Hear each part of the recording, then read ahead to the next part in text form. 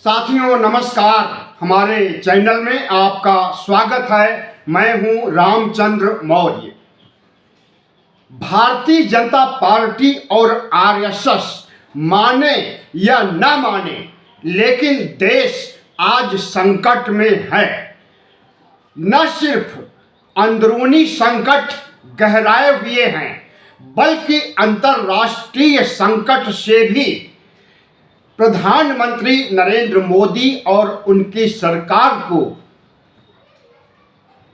निश्चित रूप से भुगतना पड़ रहा है। प्रधानमंत्री नरेंद्र मोदी जो कभी 56 इंच के सीने का जिक्र करते थे, लाल आंखें दिखाने की बात करते थे, अब वह बातें कहीं गुम हो गई है और लाल आंखें दिखाने की बात दूर, 56 इंच के सीने की बात दूर, जिस तरह से भारत की अंतर्राष्ट्रीय बेइज्जती हो रही है, उसे थाम पाने में नरेंद्र मोदी और उनकी सरकार निकम्मी साबित हो रही है। अगर अंदरूनी संकट देखा जाए तो जिस तरह से दिल्ली से लेकर गुजरात तक जेन जी आंदोलन कर रहा है अरावली को बचाने के लिए, वही जेन जी जिससे प्रधानमंत्री नरेंद्र मोदी थर थर कांपते हैं। क्यों कांपते हैं? क्योंकि जेन जी ने ही भारत के चारों तरफ, चाहे नेपाल हो, चाहे बांग्लादेश हो, चाहे श्रीलंका हो, हर जगह जैन जी ने ही सत्ता पलट किया है। और वही जैन जी न सिर्फ अरावली मुद्दे पर संवेदनशील हो गया है, आंदोलन कर रहा है और सरकार को गिराने की धमकी दे रहा है, बल्कि बेरोजगारी के मुद्दे पर भी जैन जी आंदोलन करने का मन बना चुका है।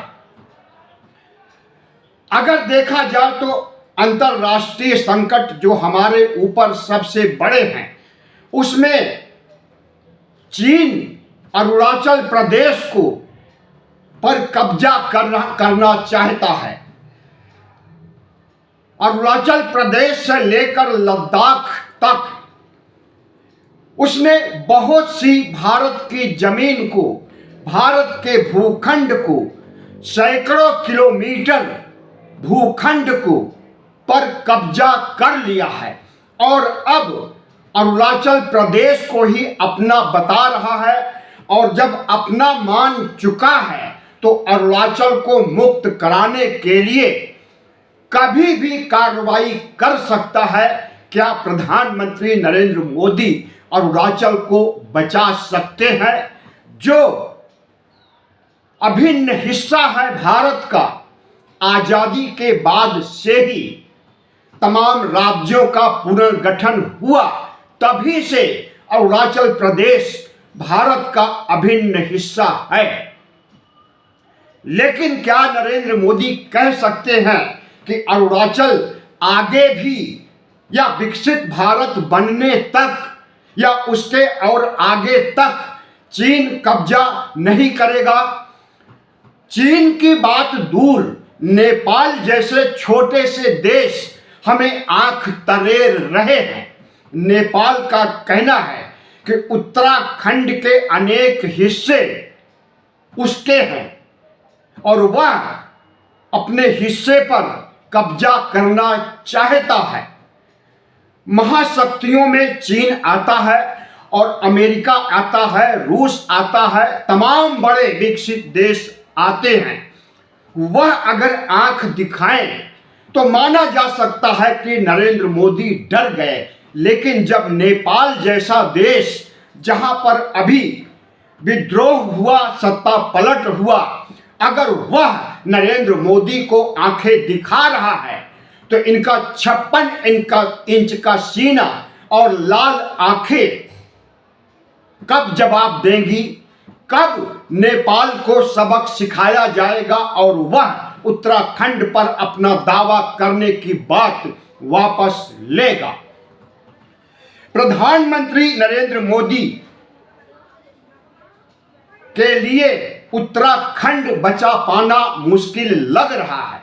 जिस उत्तराखंड पर विधानसभा लोकसभा चुनाव जीतते आ रहे हैं, वही उत्तराखंड भारतीय जनता पार्टी पुष्कर धामी और नरेंद्र मोदी और शाह के खिलाफ खड़ा हो गया है।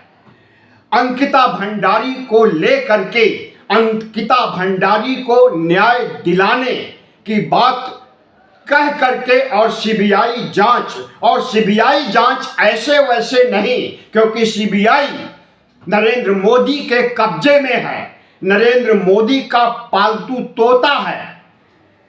इसलिए उत्तराखंड के लोग चाहते हैं कि सुप्रीम कोर्ट के सिटिंग जज के अंडर सीबीआई जांच कराई जाए अंकिता भंडारी मर्डर और रेप की, क्योंकि मर्डर और रेप करने वाले कोई और नहीं, भारतीय जनता पार्टी के शीर्षस्थ नेता है। तो पूरा उत्तराखंड उबल रहा है अंकिता भंडारी को न्याय दिलाने के लिए। इसी तरह से अब तो मैक्सिको भी अमेरिका की तरह ऊंची दर का टैरिफ लागू कर दिया है और प्रधानमंत्री नरेंद्र मोदी मैक्सिको से अपने व्यापारिक संबंध को खत्म नहीं कर सकते हैं।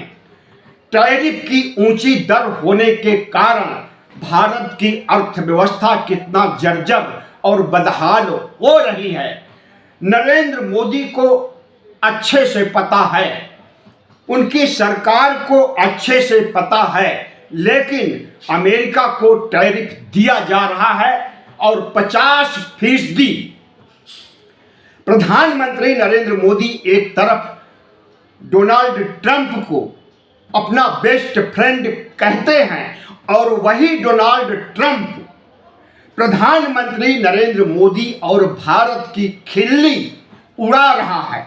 140 करोड़ देशवासियों को अपमानित कर रहा है।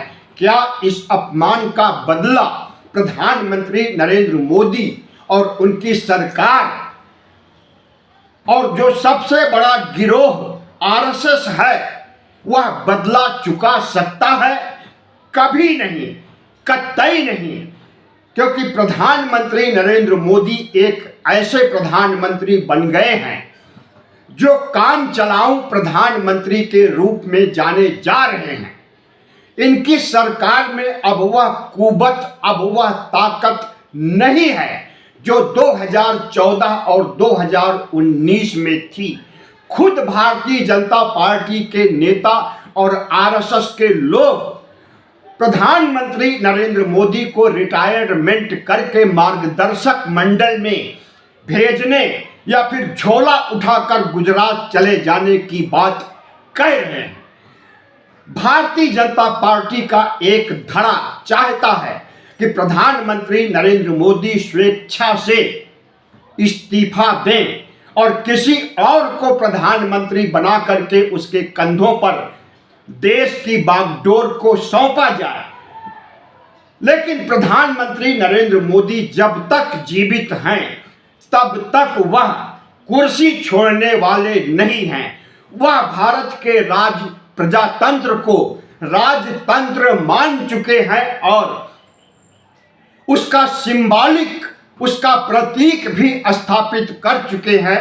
संविधान के साथ संसद भवन में सिंगोल को प्रदर्शित किया गया और उसे स्थापित किया गया जो कि राजतंत्र का प्रतीक है।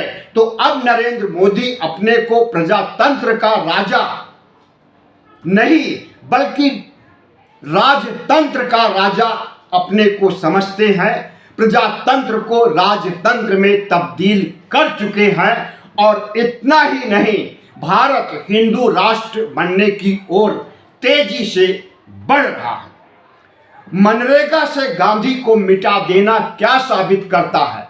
यही साबित करता है कि राष्ट्रपिता तक का भी अपमान किया जा रहा है और नेहरू का अपमान तो किया ही गया।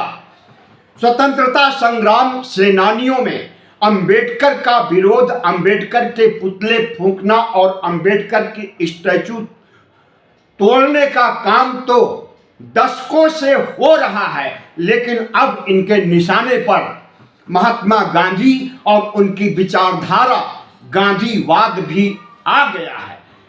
ऐसे में नरेंद्र मोदी न सिर्फ आर्थिक रूप से फिसड्डी साबित हो रहे हैं, बल्कि देश की तमाम सीमाओं को सुरक्षित रख पाने में असमर्थ लग रहे हैं।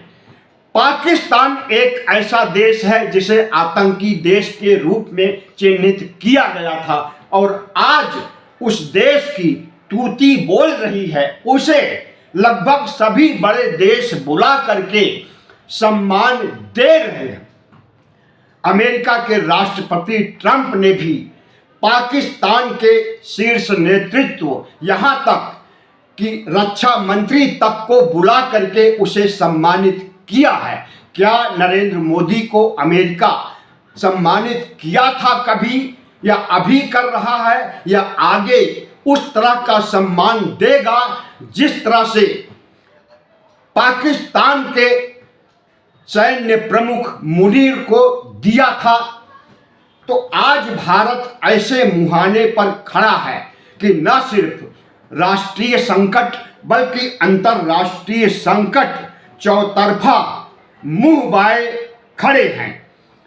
प्रधानमंत्री नरेंद्र मोदी के शासनकाल में जिस तरह से रुपया गिरा है और डॉलर की कीमत बढ़ी है, अब तो लगता है कि कुछ महीनों या साल भर में 90 के बजाय 100 पार कर जाएगा। जी हाँ, शतक पार कर जाएगा डॉलर।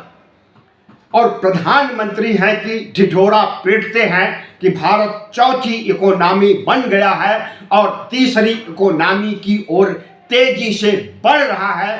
भारत 2047 तक विकसित राष्ट्र बन जाएगा और उसे विकसित राष्ट्र बनाने के लिए तमाम योजनाएं, परियोजनाएं लॉन्च की जा रही हैं। लेकिन भारत जहां पर 2014 में खड़ा था, आर्थिक मामलों में देखा जाए तो 2014 से पीछे चला गया है। जी हां, नरेंद्र मोदी के शासनकाल में ही गरीबी इतना ज्यादा बढ़ गई कि 80 करोड़ लोगों को राशन मुहैया कराया गया। अगर राशन मुहैया नहीं कराया जाता तो उनकी मौतें भी करोड़ों में हो जाती। तो नरेंद्र मोदी जो सीना ठोक करके कहते थे कि एक अकेला सब पर भारी, आज उन पर समस्याएं भारी पड़ गई हैं। चीन, नेपाल जैसे देश भारी पड़ रहे हैं और कब तक भारी पड़ेंगे कुछ नहीं कहा जा सकता है। लेकिन इतना जरूर कहा जा सकता है कि भारत में डबल इंजन के राज्यों में जिस तरह से दूषित पानी पीने, सीवर का पानी पीने से मौतें हो रही हैं, उसे भी रोक पाने और जिम्मेदार लोगों को दंडित करने का मन प्रधानमंत्री नरेंद्र मोदी नहीं बना पा रहे हैं। तो आज देश जिस संकट में है, इस तरह के संकट में पहले कभी नहीं था। राष्ट्रीय संकट और अंतर्राष्ट्रीय संकट, दोनों संकट मिला करके हमारी प्रगति को तो बाधक बनेंगे ही। विकसित भारत की तरफ जो देश आगे बढ़ रहा है, क्या कभी विकसित भारत बन पाएगा? जैसी परिस्थितियां अभी हैं, ऐसी परिस्थितियों में तो भारत, विकसित भारत क्या, वर्तमान भारत भी नहीं रह पाएगा। न सिर्फ इसकी सीमाओं पर पड़ोसी देशों का कब्जा हो जाएगा, बल्कि विश्व की महाशक्तियां जिस ढंग से 140 करोड़ देशवासियों की खिल्ली उड़ा रही हैं और प्रधानमंत्री नरेंद्र मोदी चुप बैठे हैं, तो ऐसा कब तक चलेगा। विपक्ष इन सब समस्याओं के लिए नरेंद्र मोदी से इस्तीफे की मांग कर रहा है, तो भारतीय जनता पार्टी और आरएसएस के लोग प्रधानमंत्री बदलने के बारे में मन बना रहे हैं और कह रहे हैं कि नरेंद्र मोदी से रिटायरमेंट ले लेना चाहिए आरएसएस के और बीजेपी के शीर्ष नेतृत्व के द्वारा। वीडियो कैसा लगा? अच्छा लगा हो तो चैनल को सब्सक्राइब कीजिए, लाइक कीजिए और शेयर कीजिए।